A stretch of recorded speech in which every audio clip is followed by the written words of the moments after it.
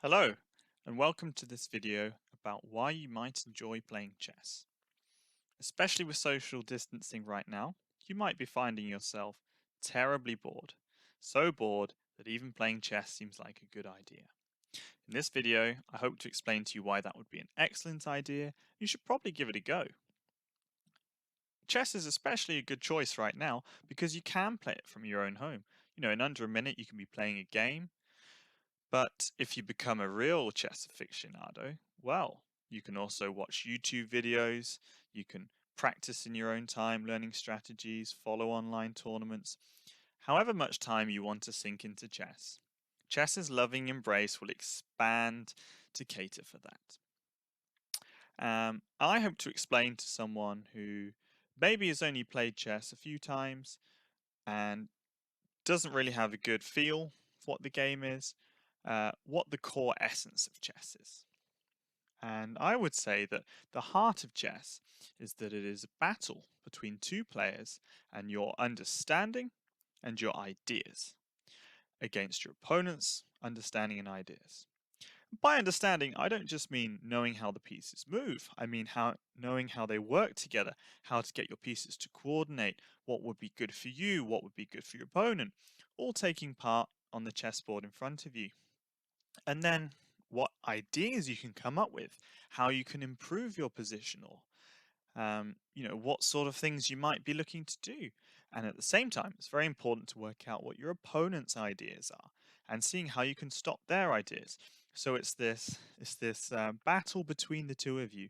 Who understands this particular chess position and who can come up with good ideas to transform the board to their benefit?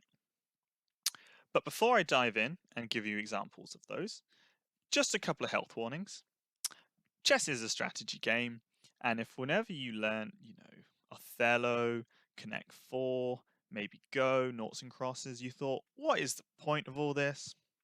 Well, chess may not be the game for you because it is kind of similar to those games. And the second health warning with it is that it is quite difficult. So if you're looking for a game to sort of pick up and just play in one day, there might be better choices of games. But if you can handle those and you're like, no, I'm ready to sink my teeth into it, let's get on to what chess is all about. So I think the best way for me to explain to you, give you some is to give you some understanding of chess, and then see how we might use those in a real game. So if we look at this position here, I've taken off most of the pieces. We're in the end game, there's only kings and pawns on the board. And the concept I want to explain is connected pawns, which are these white pawns here because they're beside each other, and doubled pawns. And what we're going to see is that connected pawns are strong, doubled pawns are weak. Green good, red bad. So why is that? Well, connected pawns can always protect each other. Let's say this pawn moves forward, its buddy is protecting it. If we contrast that to the black pawns, they only control squares beside each other, and there's no way to move them to protect each other. That's going to be a problem for black. And as we'll see, the white king is going to go into vacuum mode and hoover up these black pawns, and the black king is going to be unable to prevent this. So, the most important thing in a king and pawn endgame is that one side can't just rush up the board and queen, because the queen is the most powerful piece, and you'll win the game if you get one. But in this position, it's not possible. We can see that even if white rushes up the board, the black king is in the perfect place to stop that. And similarly, the white king can prevent black from promoting. So what could happen? Well, let's say black advances the pawns and white continues to advance the pawns. Fine. And black might want to bring the king up, keeping in front of the pawns. White might do the same. We can't really rush things off by themselves. We need to work together. Okay, so black can continue at the board. And now let me demonstrate this concept to you. You see, white can advance his pawns safely. The black king cannot take this pawn, it's protected. Okay, so let's say the black king stays in front. Okay, white's move. Well, white can't advance the pawn because black would take it. Fine. So let's say white brings his king up. And here is the problem for black. Black can't take this pawn because it's protected. But black also can't take this pawn because when it does so, the other pawn will run away and queen.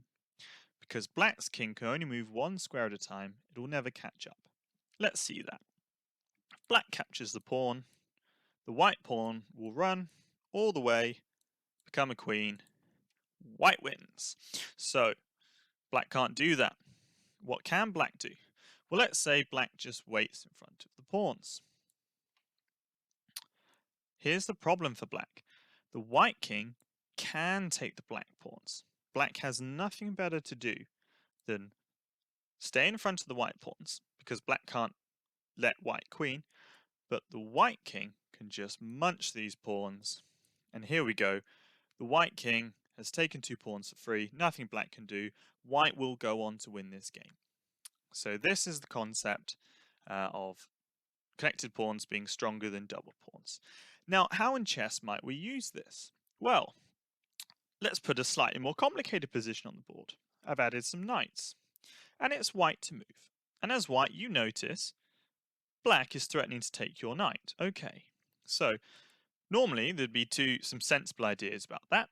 You could move your knight away so black can't take you, but also you could capture the black knight. Well, if we think ahead, what would happen? White takes black knight, black recaptures. We could then recognize this position as a 1 position for white. So that's how we use our understanding to come up with ideas.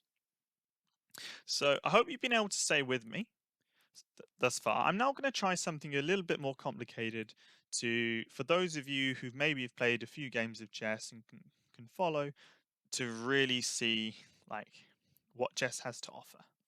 But I hope I've explained enough to you, even if you haven't played that much chess, you can see what an understanding of chess might be.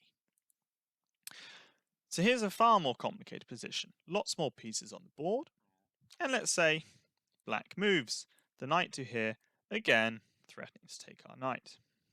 Well, as white, using our understanding of doubled pawns, we know they're particularly weak in the endgame. We decide to capture the black knight, causing these double pawns. And that's great.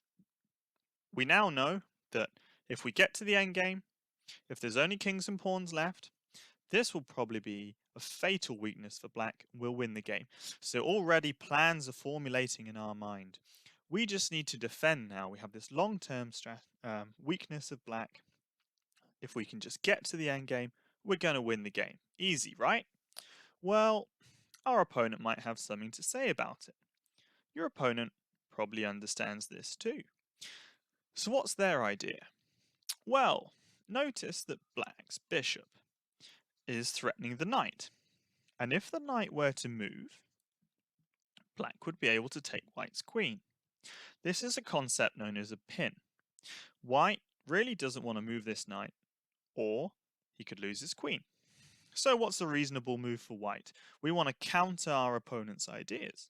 Okay, let's go queen here. Maintaining protection of the knight and stepping out of the pin. Great. But now we might see a concept that black's using. Black knew that he'd get double pawns when he moved the knight there and recaptured. But you see, black's idea is to improve the position of his rook. See, pieces are better when they control more squares. Right now, the black rook isn't very strong. But what if the black rook moves here? Now it is a fantastic rook, burning down the board, attacking this pawn here, and also potentially the king behind. So again, we have another pin. Because of the pin, the white pawn is no longer protecting the white knight, and white's position is under some pressure. So this is it. This is the battle of ideas.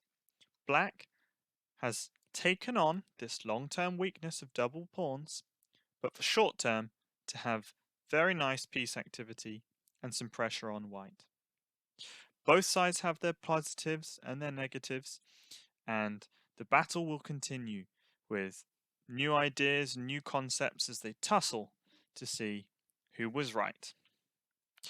I hope I've made you enthusiastic to try chess, so what are you waiting for? Go out there and play!